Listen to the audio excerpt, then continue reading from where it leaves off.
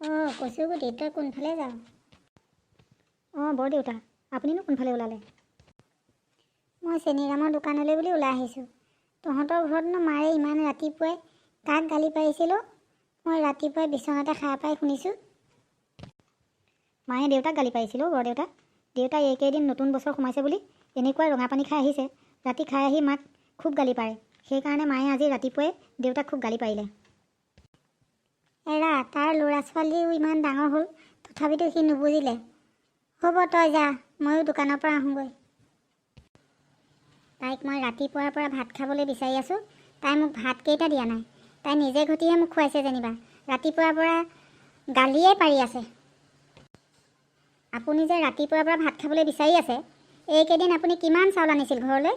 ল'ৰা ছোৱালীকেইটাই ক'ৰ পৰা খাইছে আপুনি সুধি চাইছেনে? ককাকটো নথকা হ'লে ল'ৰা ছোৱালীকেইটা খাবলৈ নাপাই মৰিলেহেঁতেন। আপুনি নিজৰ খোৱাটোহে চিন্তা কৰে। তোৰ দিনক দিনে মুখখন বেছিকৈ চলিব ধৰিছে। ল'ৰা ছোৱালীকেইটা এতিয়া বুঢ়াহে কৰি খোৱালে। মই যে ইমান দিন মোনাই মোনাই বজাৰ কৰি খোৱালোঁ, সেইবোৰ ক'লৈ গ'ল? আপোনাক মই ভাত ৰান্ধি খুৱাবলৈ ঘৰত চাউল নাই। চাউল নায়েই। ঘৰত নিমখকণৰ বাদে অন্য বস্তু একোৱেই নাই। ঘৰত 3 দিনমানৰ আগতে এমোনা বজাৰ কৰি আনিছিলোঁহে। গোটেই সোপা এই দুদিনতে খাই শেষ কৰিলিনে? চেনীৰামৰ দোকানৰ পৰাই বস্তুখিনি বজাৰ কৰি আনোগৈ। আপোনাৰ কথাৰ কোনো ঠিক নাই। ঘৰৰ পৰা ওলাই গৈ ৰাস্তাত দুজনক লগ পোৱাৰ লগে লগে ঘৰ দুৱাৰ ল'ৰা মাইকী সকলো পাহৰে। ঘৰত আহি বস্তু পোৱালৈ ল'ৰা ছোৱালী ভোকত মৰিব। মোক পইচা দিয়ক, মই দোকানৰ পৰা বস্তুখিনি আনি লওঁ। তই নালাগে যাব। মই সাউতকৈ গৈ দোকানৰ পৰা বস্তু কিপন আনি লওঁ। এই মানুহটো যে দেই, কেতিয়াও হাতৰ পৰা পইচা সৰি নপৰে। ৰঙা পানী খাবলৈ হ'লে জাপে জাপে পইচা ওলায়। মই খুজিলেহে এটকাও দিবলৈ নোলায়। মোক কিন্তু এইবাৰ বিহুত 2000 টকা লাগিবই। মই বগীমাইক বিহু বজাৰ কৰিবলৈ লগ ধৰি থৈছোঁ।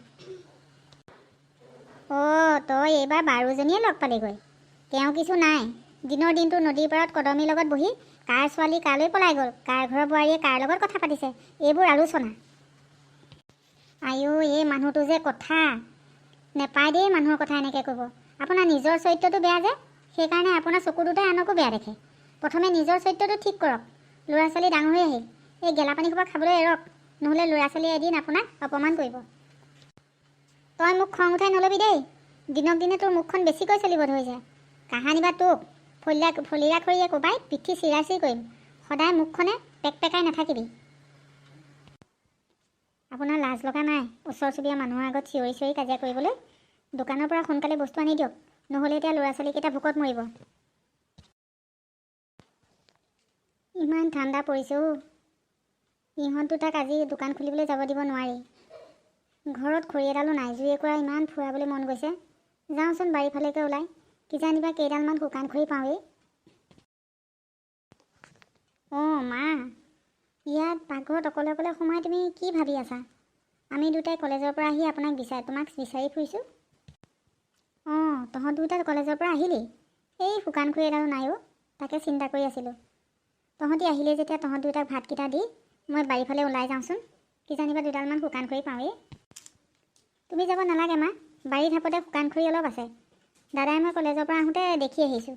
আমাক সোনকালে ভাতকেইটা দিয়া, আমি ভাত খাই খৰিখিনি লৈ আহোঁগৈ। হ'ব তেনেহ'লে দে, তহঁত দুটাই যাবি। মই তহঁতক ভাতকেইটাকে দিওঁগৈ। মই তহঁতক ক'বলৈ পাহৰিছিলোঁৱেই। তহঁতি আজি দোকান খুলিবলৈ যাব নালাগে। বৰ ঠাণ্ডা পৰিছে। মানুহৰ চৰ্দি জ্বৰ কাহ খুব হৈছে। এইকেইদিন অলপ সাৱধানে চলাটো ভাল। হ'ব মা, আজি আমি দুয়োটাই ৰাস্তাত কলেজৰ পৰা আহোঁতে দোকান নুখোলোঁ বুলি পাতিয়ে আহিছিলোঁ। তুমি ভাতকেইটাকে সোনকালে দিয়াগৈ যোৱা। পাৰিলে দুয়োটাই আজি খৰিখিনিকে আনোগৈ। হ'ব, তহঁত দুয়োটাই তেনে মুখ হাত ধুই যা। মই তহঁত দুটালৈ ভাত উলিয়াওঁ। হ'ব মা।